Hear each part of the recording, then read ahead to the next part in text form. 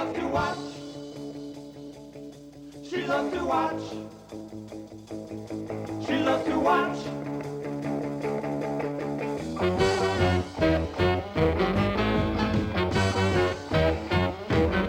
As the house plays havoc in the little girl's heart, she watches Mr. Silverberg take off her clothes in the dark.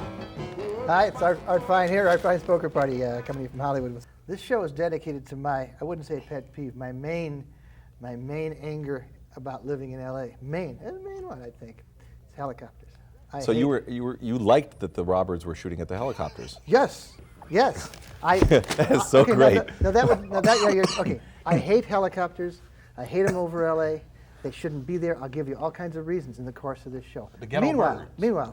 I'm not an artist. An artist will show you his pain through art. I don't have any art. I will give you my pain right now by running some helicopter noise while we're on the air, okay? Okay. This is a condensation of a typical day near my house, shot with a 8mm. I got to say, one of the great experiences for those of us who have a chance to travel. I was in Vienna a couple of years ago, and I was there for 3 or 4 days, and I just loved it to pieces. Yeah. And I suddenly had I realized one of the reasons I loved it so much. I had not heard a helicopter, an airplane, a leaf blower, a car alarm. They just weren't there. They don't exist in their society, and it was so pleasant. You just forget that it's constant in our environment, to hear this stuff. Well, I don't forget, because where I happen to live, the base of the Hollywood Hills, they come roaring, and I'm an animal. I'm just an animal. When something loud is coming at me, I get tense, because I can't help it. So what if it passes over? The next one sounds like it's going to crash, because they're coming low, they're coming loud, and it's not a police thing. I mean, a lot of times, I'm a person who calls the police and says, is that a police unit over my house circling for a half hour? And they'll say yes or no, but a lot of times it's no. Like one of these guys here, hanging for a half hour over 2 blocks from my house. The waves are coming down, your eardrums implode and explode, the dishware is rattling, and the windows are going in and out. Mm-hmm. We shouldn't have to live like that. It's not human. And there are people I know who say, well, I don't really notice it. And to that I say, here's my test that you do notice it. If you've ever gotten up in the middle of the night and decide you want to read, and you sit in the living room and you're reading a book in the darkness at 3 a.m., in the light at 3 a.m., and you figure, I'm here, it's quiet. And then the refrigerator motor shuts off and your nerves slump because you've been tense the whole time hearing that thing, you didn't even know it. This stuff, of course, I'm obviously a nervous wreck to begin with, but this stuff It's a good thing we were in a NAM, because this would really drive you crazy. Yeah. And now when you said that the guys, those robbers the other day shot at coppers, no, I don't want anybody to shoot at coppers. No. Because it's my fantasy to shoot at coppers, which is not my dream. No, it's not my dream. A dream is something like that'll happen, or maybe I wish it would happen. I don't want to, but a fantasy is to have an anti-aircraft gun and be on my roof blasting as they go by. I don't want to do that. Then you're making as much noise as they are. Well, just once, then they're gone. Man, go ahead. But you can't do that because I don't really hate the people in them. I hate the helicopters. Then they would fall and hurt innocent people also. So. I will have to. We're a densely populated city. Do you ever listen to Joe Frank on the wonderful radio? No. Well, one of his best shows, which I'll have to send you, was a traffic guy from a helicopter for an hour narrating just Sodom and Gomorrah and things falling out of the sky. Did you hear this show? Yeah. Who produced it? It was, I don't know. Well, you know who he thinks. You said it's Christine Buchanan. I didn't hear that. Oh. I listened to credits the other day and I didn't hear that. Oh, I didn't know that. Oh, anyway, yeah, you'll love it because he's like hovering over the freeway and saying, oh, there's people coming out and they're shooting babies, and it's incredible. It's apocalyptic vision of LA from the helicopter. Why would I like it? I hate helicopters. And he crashes. Oh, I would like that. See, the thing about it, if you hear it, say you're not really paying attention and start to hear this thing, and it actually sounds real. Oh, and it gets really creepy. What sounds real? I mean, Joe Frank. It seems like it's real, and then it sort of it can slowly. almost be real. And then, I don't care about Joe Frank. I want to talk about helicopters. Okay. Okay. I got another thing. Well, we're trying to. I got another thing about how. I mean, obviously I've been building up for years to say this, so I want to get it all out. Better buy you an AK. No, I'm not going to do nothing. The other thing is that once in a while they crash. And what do the news media do? They talk about, well, in one case it was a police chopper that crashed, and it said they just missed a schoolyard, these brave guys who died in the helicopter. What are they doing near a schoolyard in a vehicle that's run by spark plugs and gasoline? You shouldn't be over the city. Nobody should be over the city. 0 flights should be over a densely populated city. That's my. And here's the deal with me. I'd bet you $100 that my car will not die out on the way home. I might even bet you $1,000, but I wouldn't bet my life on it. And these guys are up there betting my life that their helicopter's not going to fall, and everybody else's life. And I think it's wrong. And it's. I mean, you got a point there, dog. All right, so let's talk. Well, I remember when I first. I moved find it into, annoying, definitely. When I first moved into Echo Park, right around the time the Night Stalker, Rich, one of those guys went on, and it was just like that. It went on like that, louder than that, many times louder than that, for 3 hours. Yeah, you bet. 3 hours. I was livid, man. It just kept going. It's just like that, just annoying, and you can't think, you can't talk, you can't look for, you can't do anything. I want that lower third of acceptable helicopter noise to be up all the time. All the time. We're doing this bit anyways. I called the cops one night because one was going around for 45 minutes and exploding and doing all this. Because they're like I used to do with my car when I cut a hole in the muffler and let off the gas and it backfires, pow, pow, pow, pow, pow, you know, that's what we're doing in the air. And I said, what's going on? I'd like to know, are we being invaded? Please tell me. And I'm very polite about it, really.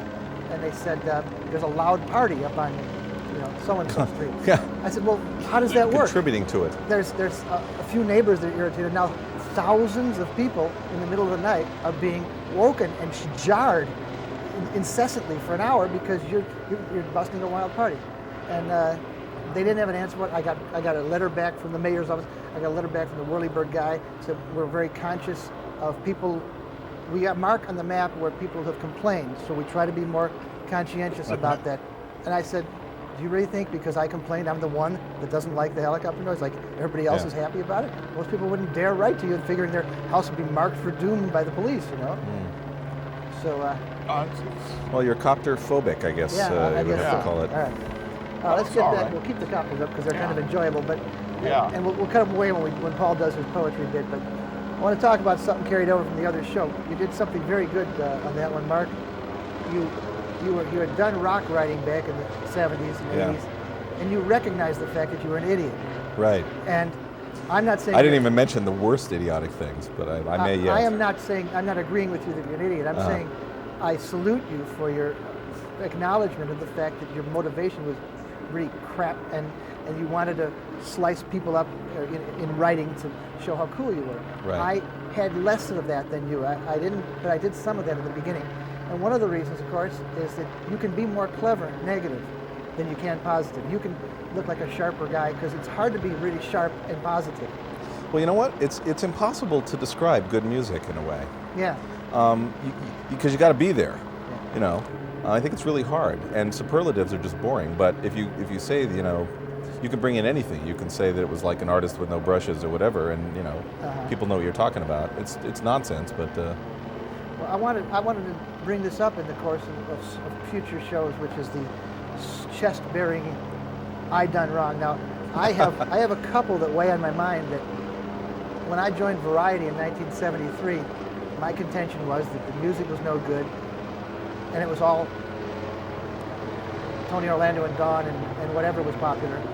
And I was for hard rock and roll of my own particular likes, so I lashed out at everybody else for not being what I liked. So this takes me back to this rock critic thing, which if I were the editor of every and any newspaper, I would say the criterion for reviewing anything is that you have to like it. Then you could say whether or not they're doing it well. Right. Whether it disappoints you.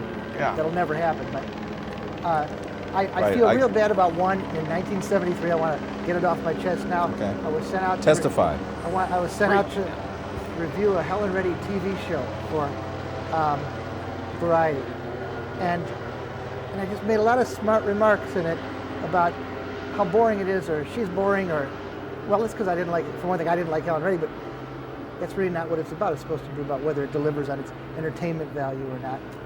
And moreover, again, I was a hardcore rockabilly guy walking around the streets talking to myself because the music I liked was completely dead, and I was mad about it. And I see that now in the current writers, grinding their own axes at the expense of people who are not in their line of work. So I'm really sorry. I'd like to apologize to Helen Reddy for giving her a bad review when it was just me. Yeah, see, that's the thing. I don't think reviewers, understand what they're trying. I mean, because it's all this sort of anger thing happening because they're seeing something what they consider square. But what they consider square, there's going to be a million bozos out there that think it's the bee's knees or whatever. And you're not only disappointing yourself, but you're sort of disappointing them because, it's like you don't like it, but they like it. But you're having to be writing. You're writing about it. They can't write about it. So they're like me. They're sitting in their house. This guy saying he hates this stuff. I like it. Yeah. Why can I be writing? Yeah, right. Everybody reading the paper says that. Why the hell didn't I get that I was job? at that show. I liked it. I had a good time. Yeah, and it's just, but that's part of being young. See, when you're young, man, you want to rock. When you get old like me, man, you want to listen to Celine Dion or something. Okay, back to newspapers for You a second. still want to rock, admit it. I'm only joking. Newspaper stuff. By the way, if you just tuned in, what you're hearing is helicopters over my house. I thought I might want to share that with you because I don't like them. So what time at night was this? They're different times. They're day and night. This is night, right? I believe this is the nighttime one right now. Two expressions that bug me that show up even in quotes or in the body copy. For me, Sundance has always been a two-edged sword. Now, for years, that phrase has perplexed me because a sword cuts no matter which side. It's not like a sword has a pleasant side and a not pleasant side. They're saying things are dualistic, that a two-edged sword, the people saying it mean there's a good and a bad side. However, it's wrong. The two-edged sword is a convenient mistake on the fact that I read it in the New York Times. They said that problem is double-edged. That problem is but that's what the expression always was. It's a double-edged problem. One edge is good and one edge is bad. Someone said, what is double-edged? A sword is double-edged. And they transferred it to that. Now it makes no sense. See what I mean? Yeah. You have too much time. I got too much time myself. The other thing is the expression. Is this aversion therapy? Are we supposed to, is this like a psych experiment where we're supposed to say, I can't stand it anymore, I just can't stand it? I just want And then you to say, 32 minutes, wow. This is like life in Hollywood. We'll knock it off in a minute and bring it back later. Life in Hollywood. This is the way it is in my house. I can't stand it.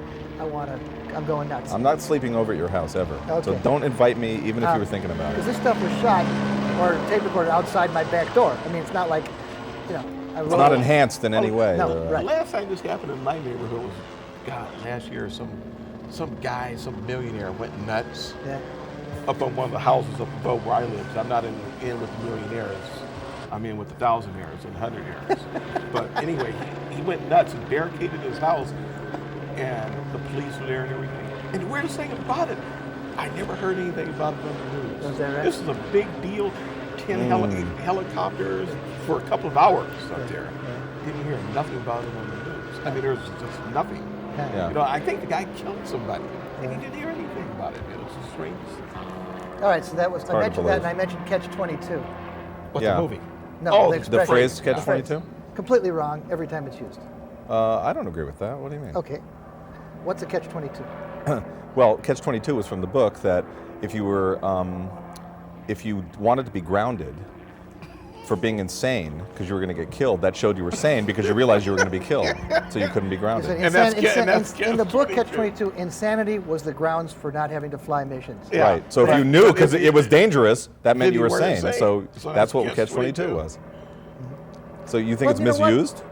Yes. No, it's not misused if you apply to get off bombing missions because you're afraid, and then you're not insane. Then it's right. Now, No, do you understand- Catch-22 is what's the psychological term? A double bind is what it's used in place of a double bind. Okay. It's impossible to be both Now things let at me the same explain time. to you why that's not right. Fine. Okay. A catch is a catch is a catch. If you got to have experience to get a job, the catch is nobody will give you a job to get you the experience. That's a catch. The catch is thus and such. There's a world's full of them. His book about Joseph Heller's book about the Army was of how insane and stupid everything was in the bureaucracy. Every rule had a catch. There were so many catches that they had numbers. Right. So they had a rule to circumvent the rule. They had a catch to negate the rule if you wanted to look it up. That's how ridiculous the Army life was. A catch is a catch. The catch-22 sounds better. If you say that was a catch-22, it sounds like you may have read a book, or you're a little cooler than the person that just says catch. But in fact, plain is always better than fancy as far as writing or communicating. A catch Not is on a this catch. planet, but A catch is a catch. That's all it is to it. The catch-22 means nothing more than a catch. What do you mean the number 22 means? 22 is a joke Yeah. on the Army. Yeah. See, but where did that phrase come from? from the book. Yeah, I know it came from the book, but did it exist before the book? No, No, absolutely. he made it up. So Heller made Yeah. it. Yeah. I mean, see, that's amazing. All right, so here's another LA Times thing. Then we're going to go to knock the helicopters off for a while. Those are helicopters over my house. I laughed out loud, which I sometimes do in the morning when I pick up my LA Times. They're getting closer, I think. Yeah, I said they're going to There's bust been a us. controversy lately about mammograms for women, of course, whether they're necessary. Some doctors say that they're very important, take them every year, look for cancer. And some sometimes other people think doctors- they cause cancer. Some people cause there's a controversy over it. The New York Times, I have it right here, has two women doctors, I believe, writing in, one saying, I believe mammograms are necessary, you should take them every year. And below it, another woman saying, you're wrong, it's a waste of your time, it really doesn't tell you anything. Do some other things to find out, but not that, or whatever. It was an intelligent discussion of it. It was the LA Times Life and Style article. Now, I thought this was a joke by Sherry Rohn. It has the attitude that I see way too much in the paper, particularly this paper, which is the you are stupid attitude. The plane crashed at the Van Nuys airport. The people who died were all not wearing seatbelts. Article, you read. At the end it says, if they had been wearing seatbelts, they would have died anyways. But they want to say to you, we know better than you, and you've been bad. You know, like an article about why are people still smoking cigarettes? Are you crazy? Are you stupid? And there a lot of Big Brother attitude from the paper. Art, I told you that newspapers are to enforce societal norms. They're not about news. Okay, Sherry Rohn, why do we play Russian roulette with our lives, we women who don't get mammograms? Despite the life-saving value of cancer screening, many Americans choose to ignore it. She has taken a stand that somehow Right. she knows that the mammogram controversy has been settled by her. It is necessary and you should do it. Here's the first line. Despite repeated exhortations from health experts and even from celebrities like General Norman Schwarzkopf, Americans don't get it when it comes to cancer screening guidelines. In other words, now if you're a woman, I know most women I know look to General Norman Schwarzkopf for feminine health issues. Oh, boy. Well, I was so angry at the attitude. It's like, you're stupid, says Sherry Rohn. By the way, this brings up another good thing. You were talking about how you can tell that somebody said they have a 1943 Ford and there was no 43 because they didn't have Cars during the war. They didn't have new cars during the war. The one that always gets me is that the Gulf War was a high-tech war, and that these people that were involved in the war were really good. This tremendous proof that all the high-tech weapons worked, whereas in fact, not one Patriot missile hit anything. It's now been proved that all of the pieces that fell were parts of Patriot missiles that broke up, and 99% of the ordnance that was expended in the war was conventional stuff. The one picture they had of the special smart bomb, they just kept showing over because it was the only one that hit anything remotely. So, anytime I hear anything about this military thing or this general or that general, I think it was like any other war. You take a lot of stuff, regular bombs, you dump it way more than you need on the enemy, and you kill a bunch of them. That's what happens, and there's nothing new about it. There's nothing high-tech about this war at all. it was like a bowling ball and a bunch of pins, man. That's all. Oh, well, the helicopter noise went away. Maybe oh, the wow. tape ended. Well, too bad. I was enjoying that headache. Paul, did you say you had some Oh, poetry to yeah, read? sure. Let me see. Paul's Let me see. Paul's a very poorly paid poet. Yeah. Well, I did a thing last The night. best artists don't really make any money. I've been reading Yeah. a lot of biographies of the greatest people. They're never appreciated in their time. Picasso made money. Well, he's not a poet. Oh, I know. Oh, well, poets don't. We could knock off the helicopter fruit. Unless you're Bob Dylan or something like that. Well, he's kind of a commercial songwriter, wasn't he? Well, Like a Tin Pan Alley kind of guy, wasn't he? Well, sort of. Yeah. You know, that's what I'm striving to be. Yeah. Okay, there they were on the flickering silver screen. Brando in snakeskin, Anna Magnani in a black slip with spaghetti straps. Mama Roma, soul kissing Hollywood. She got my attention. I walked outside, blinded by my cheap teenage lust, and there she was in a candy apple red T-bird with leopard skin seats and a black slip with spaghetti straps. Black hair looking like raven's feathers. Halle Berry made me lose my rest. Debbie Mazur made me upset. But Anna Magnani, goddamn. That's it. Great. So, Paul, that's Yeah. one of your things. What did you really walk out and see her in the? No. It's Hollywood. You couldn't. No. That's the thing. Any other city in the country, we wouldn't ask that question. Oh no. This is way Show 'em, before my time when I would have been able to do Well, that's something true. like that. Yeah, you gotta. But no. Well, speaking of this town, you may be able to share with this. I had a Hollywood moment down at the AAA the other day. Mm-hmm. That's the AAA, right? The automotive. It wasn't A. I don't belong to AA, so it must be the AAA. Yeah. The one on Hollywood Boulevard? It isn't there anymore. It's down there in Oh. Wilshire. Okay. All right. So. Yes. So I was up with my friend. I was trying to get this paperwork straightened out in this car I was buying, and it wasn't clear. And then the woman at the desk just kept saying, "I think." Well, let me check this again. I'm not sure. And another woman from the back was called in to join in. Says, "Well, what do you want here?" I said, "Well, I'm trying to do this, but the smog certificate, I'm not sure." She goes, she just, I don't know. At this moment, a woman in the next counter to me, the next window thing, came up, and she was in some soap operas. A woman waiting on me says, blah, blah, "Darling!" And she runs, "Oh, Roy, you are so good to see you. Anything I can do for you right now?" And I'm sitting there, excuse me. And she says, "Oh, I'm just here to register my car." "Oh, it's so good. It's been a year since I've seen you." So I had a friend from out of town who was really gaga over this because he'd never seen anything like it. And then she goes, "Oh, it's so good to see you." And she walks, "Oh." I said, "Excuse me?" She says, "Oh." And she comes back over and finishes up with me. Yeah. But it was groovy.